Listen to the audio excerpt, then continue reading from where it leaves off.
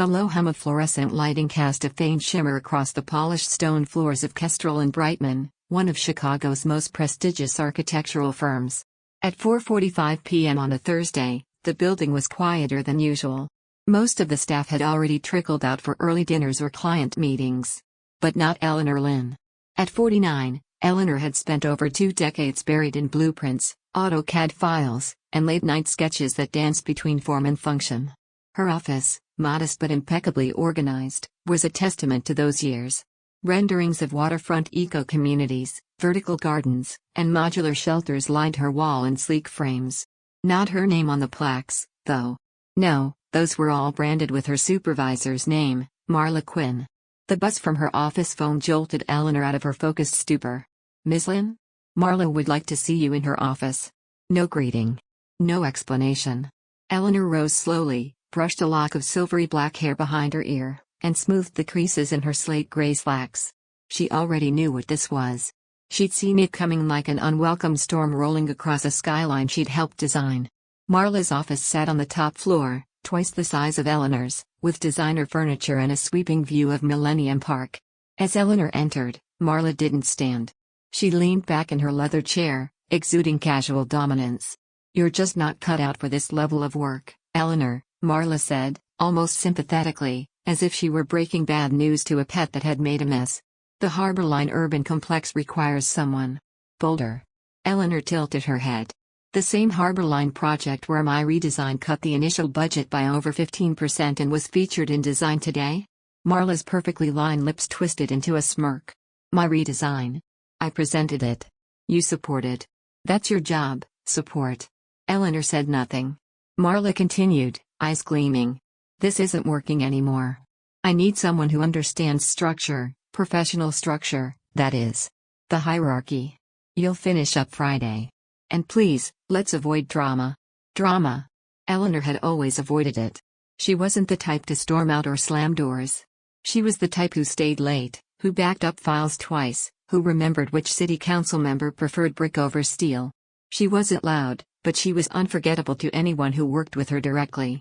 She gave a slight nod. "Understood," she said. "But Marla, Monday will be very interesting." Marla scoffed. This cryptic behavior, it's exactly why." Eleanor turned and left before she could finish. Eleanor Lin wasn't flashy. She wasn't political. She was the type of woman who believed that excellent work spoke for itself. But in recent years, she'd begun to understand something she'd always resisted: in corporate architecture, it doesn't. Not when someone like Marla Quinn is involved.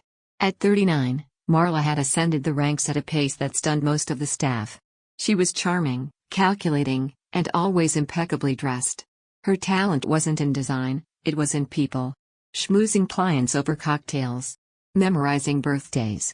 Aligning herself with decision-makers while the real creatives toiled away behind the scenes. Eleanor had been one of them. One of the best.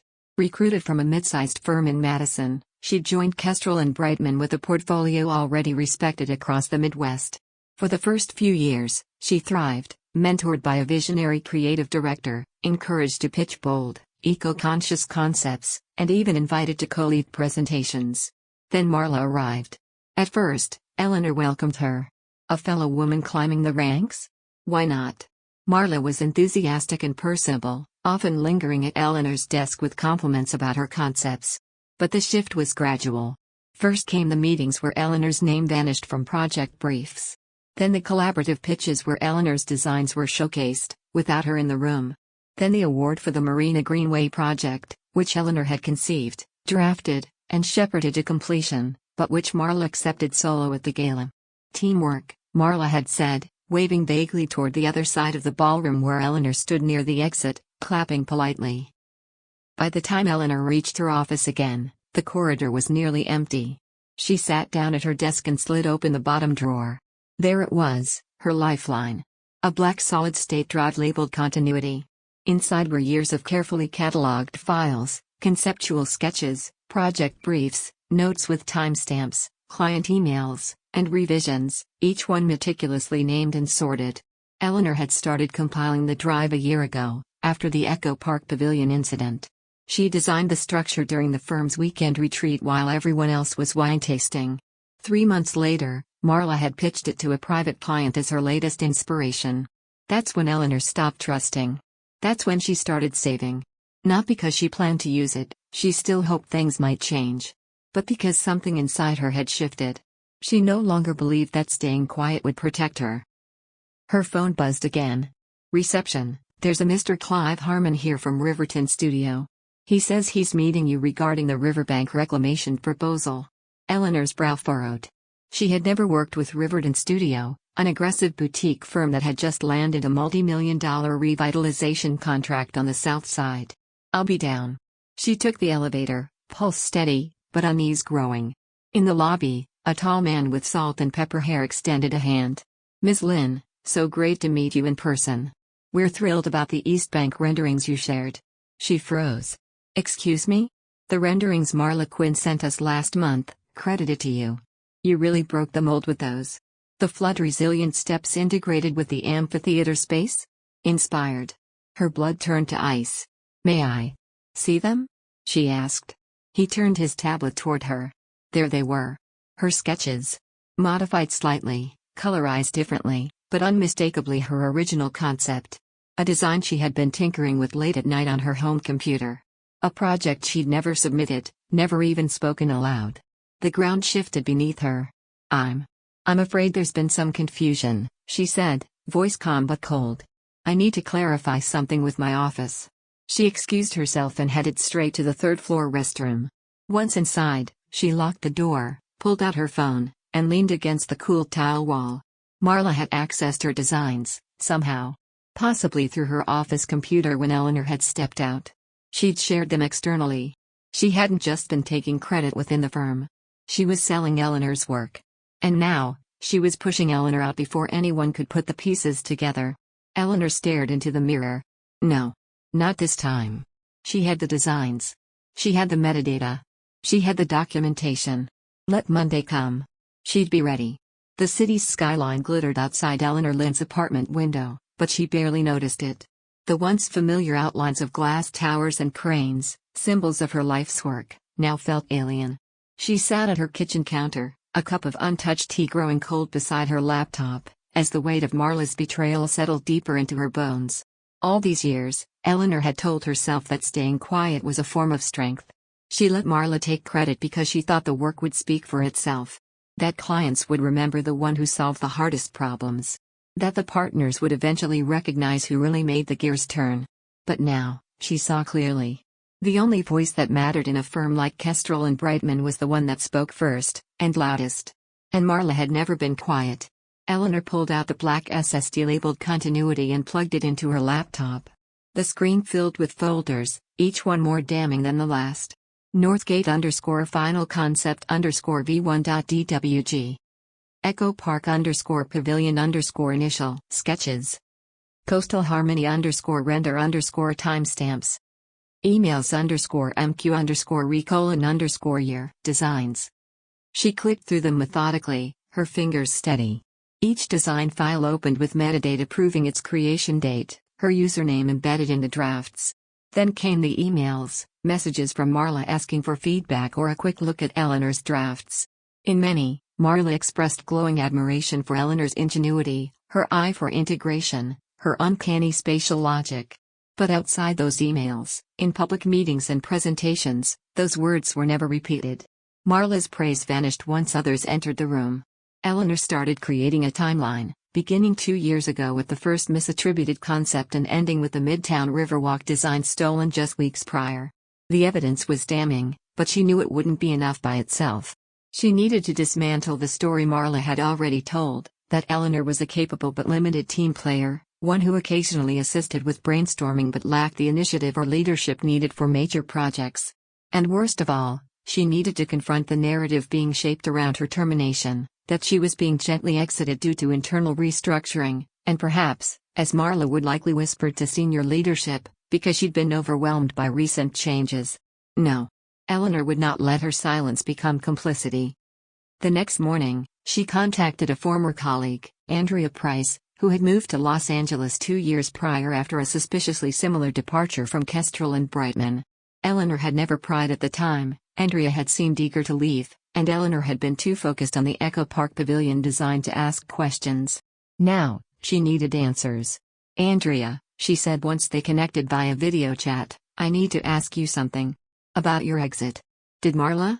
She stole my Metrolink transport proposal," Andrea interrupted without hesitation. "Used my notes, adjusted the scope, and pitched it while I was out sick. Then she framed me for missing deadlines I never had. HR sided with her. I couldn't prove it." Eleanor's stomach twisted. "Did you have any documentation?" "Not enough. But you've been collecting it, haven't you?" "Yes." Andrea leaned forward. "Then don't let her do to you what she did to me. Expose her, Eleanor. She's counting on you staying quiet." That evening, Eleanor compiled everything into a single, protected archive: original designs, dated edits, emails, and testimonies. She even recorded a video summary of her experience to ensure her voice couldn't be spun or distorted later.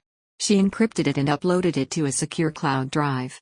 Then she emailed it to herself, to her lawyer friend from grad school, and to a journalist she once collaborated with on a piece about ethical design practices in urban development. But she didn't send it out yet. She waited. Because she wanted the truth to come out at the right time. Monday arrived, brisk and bright. The lobby of Kestrel and Brightman buzzed with unusual energy. Eleanor arrived earlier than usual, wearing a crisp navy blazer and no trace of hesitation. The firm's staff had been called to an all-hands meeting at 10 a.m. The announcement hinted at a strategic partnership reveal. Eleanor already knew what that meant. Marla. The merger with Riveting Studio was being finalized. Marla's Riverwalk design, her design, was the cornerstone of the announcement. The deal was Marla's springboard to the executive vice president role. The firm would celebrate her brilliance while quietly ushering Eleanor out the side door. But not today. As the conference room filled with executives, architects, junior designers, and project managers, Eleanor sat near the back, composed. She saw Marla enter wearing a tailored white blazer, radiant and confident. Harold Stone, the firm's senior partner, stood at the podium and welcomed everyone. "Today marks a new chapter for Kestrel and Brightman," Harold began, "as we embark on a collaborative partnership with Riveting Studio for the East Bank Riverwalk revitalization. A visionary concept spearheaded by one of our most talented leaders, Marla Quinn." Applause. Marla stepped forward, all polish and poise.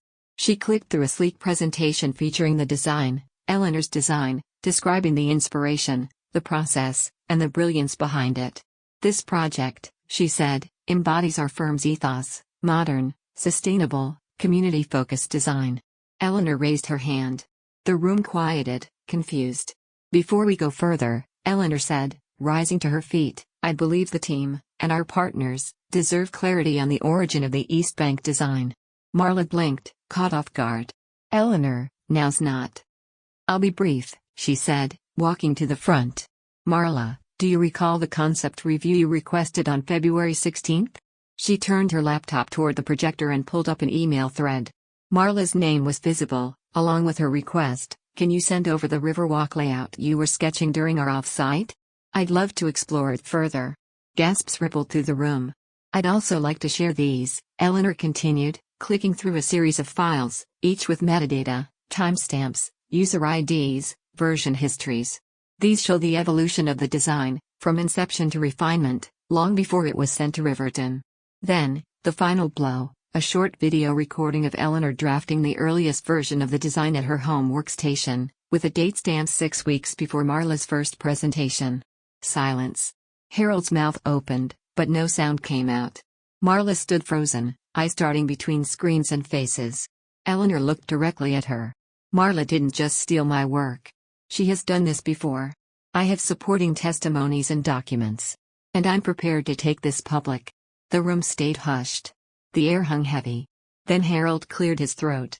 "We'll need to pause the presentation. Marla, please come with me. Eleanor, stay." As they left, Eleanor returned to her seat. Her hands trembled slightly, not from fear, but from release. She had finally said the thing she had buried for years.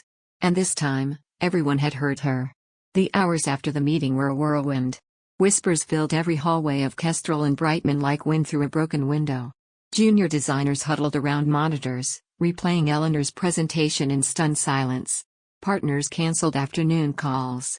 Several employees approached Eleanor quietly, offering words of support, their eyes full of something between admiration and regret that they hadn't seen it sooner or said something themselves. By early afternoon, Harold Stone summoned Eleanor to a closed-door session. This time, she wasn't just a project strategist, she was the catalyst for the firm's reckoning. Inside the room, the atmosphere was heavy.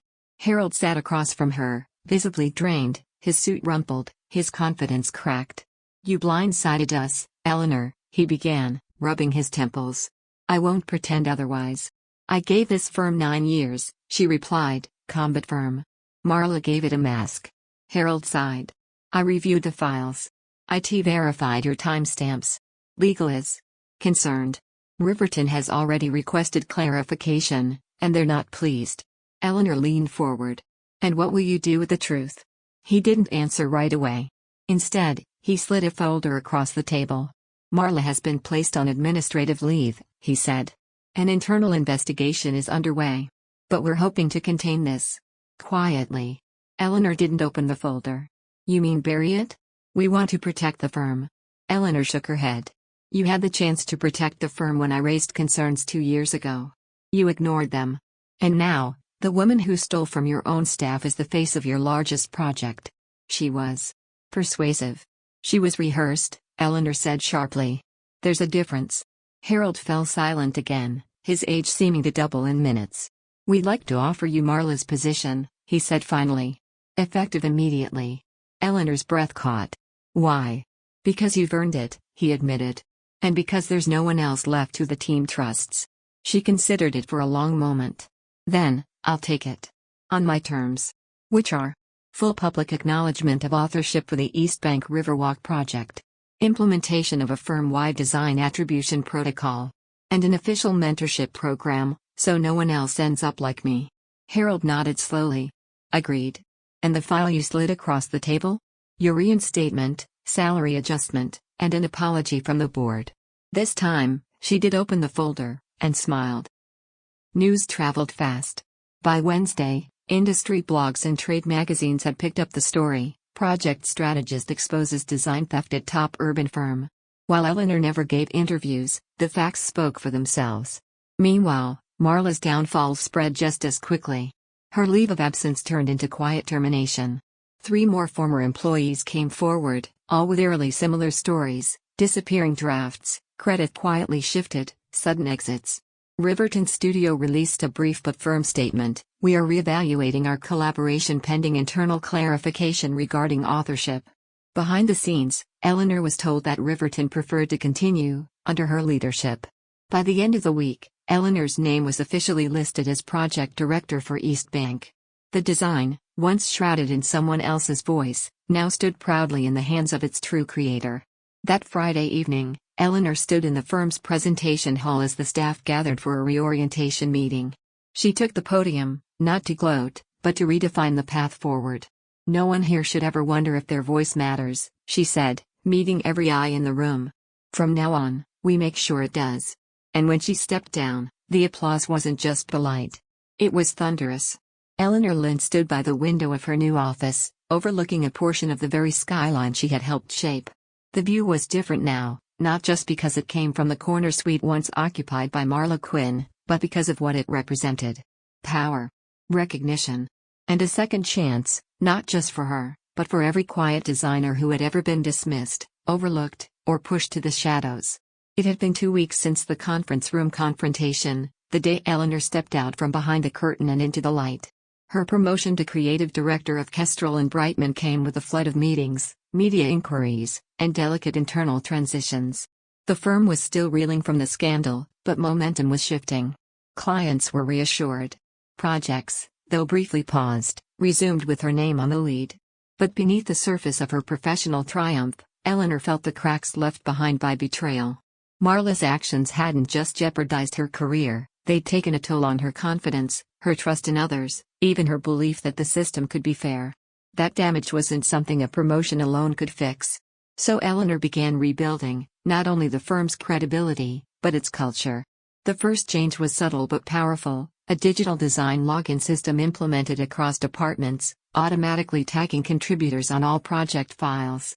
The second, a quarterly credit audit, ensured that no concept moved forward without verification of authorship. And the third, perhaps most important, was the launch of the Emerging Minds Mentorship Program, a platform Eleanor created to connect junior designers with senior staff, not for management oversight, but for creative development and advocacy. It's not just about protecting work, she explained during the first program announcement. It's about valuing voices early, before they're stolen, buried, or burned out. The staff responded with cautious optimism. Some were still reeling from the aftermath of Marla's fall, unsure whether Eleanor's changes would stick. But over the next few weeks, walls came down. Designers who had once hidden their best ideas out of fear now brought them forward. Interns asked questions without glancing toward the nearest manager for permission.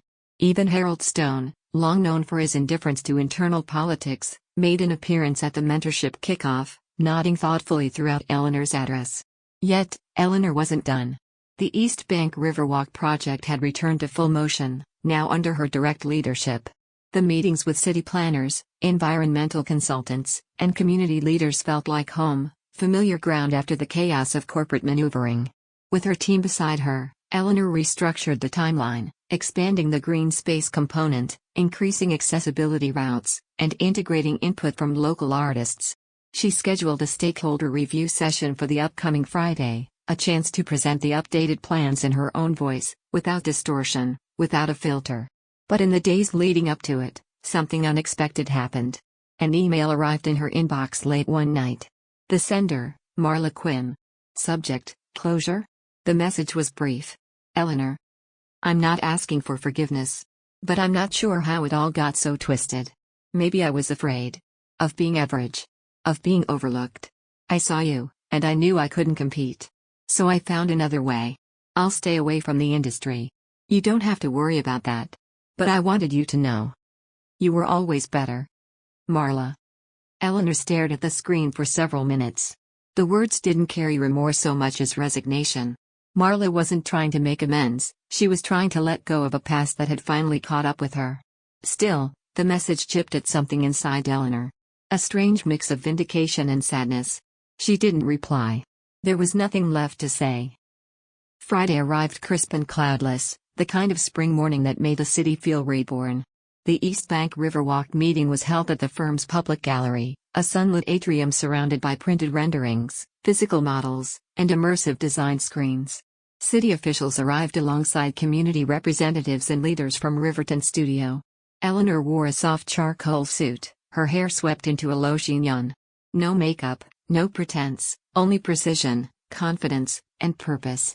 Thank you all for joining us, she began, standing before the digital projection of the revitalized riverfront.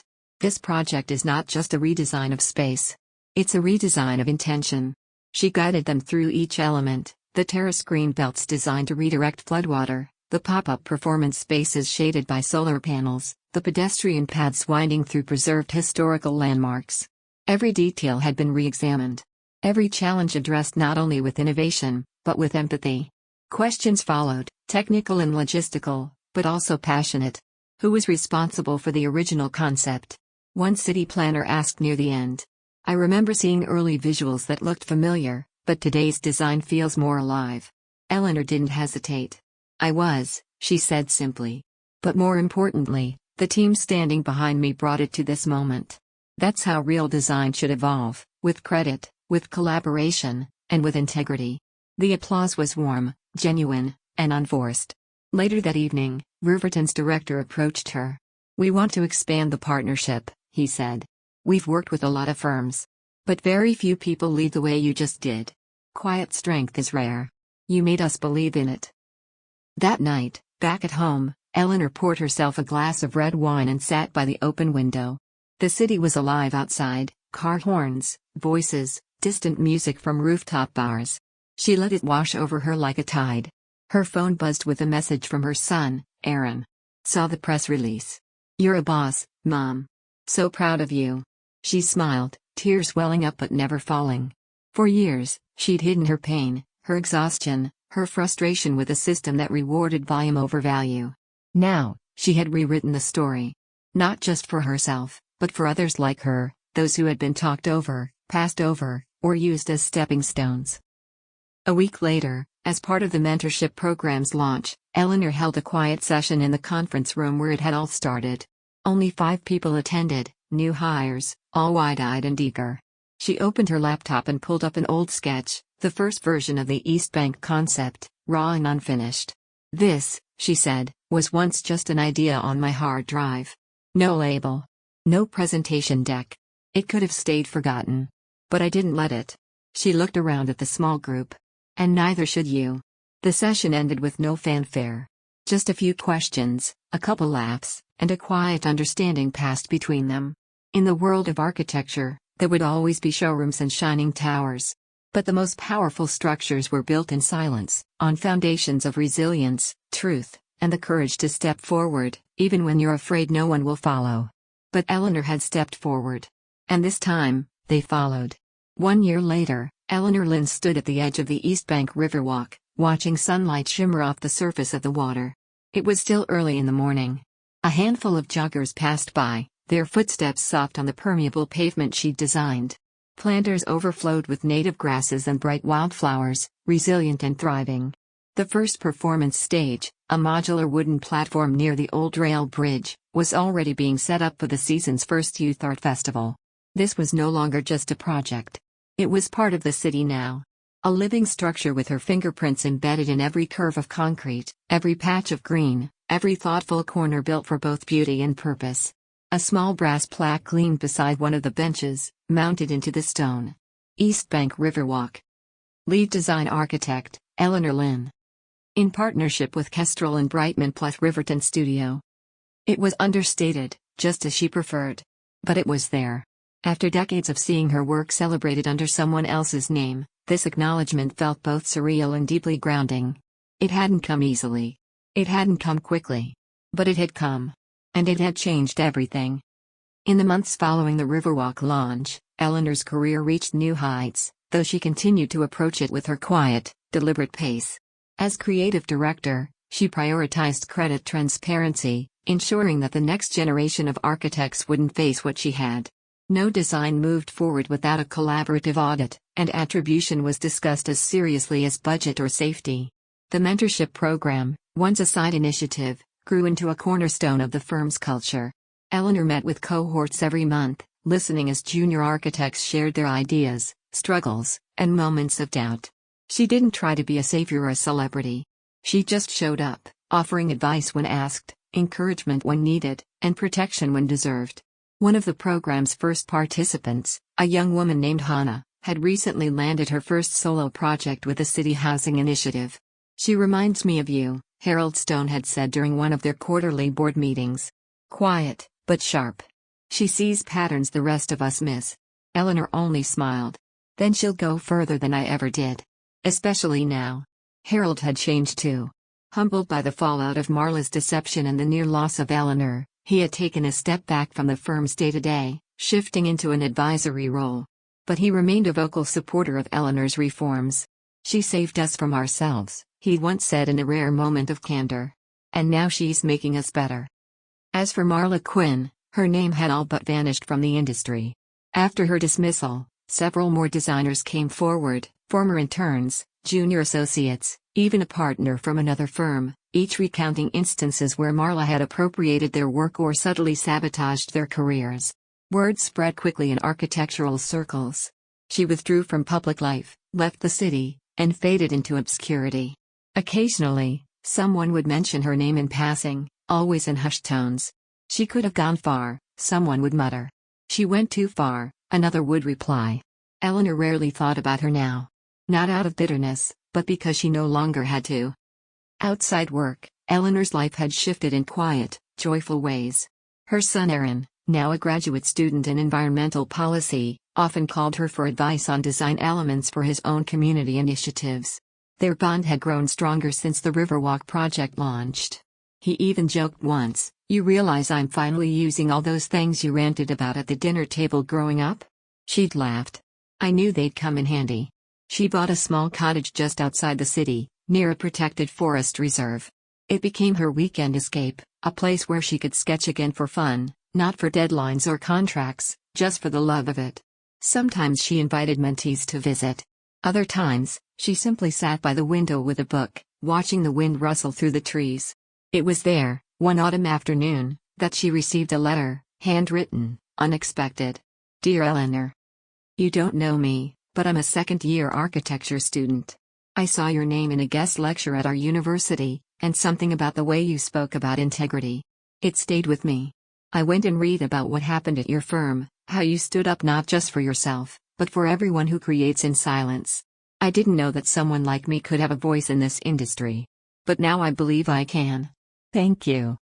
Mila Y. Eleanor folded the letter slowly, holding it against her chest for a moment. She didn't need awards or standing ovations. This was her legacy. Not just the buildings. Not just the Riverwalk or the skyline. But the people who now believed their ideas mattered. The ones who had found their voice because she finally found hers. One evening, at the firm's annual retreat, the entire company gathered for dinner beneath a canopy of string lights and tall white oaks. As dessert was served, Harold rose to his feet and tapped a spoon to his glass. There's someone here tonight who reminds us all that true leadership doesn't roar, it resonates, he said. She reminds us that design is more than structure. It's ethics. It's honor. It's knowing where the lines belong, on paper and in life. He gestured for Eleanor to stand. I'd like to toast the woman who didn't just rebuild the Riverwalk, she rebuilt our foundation.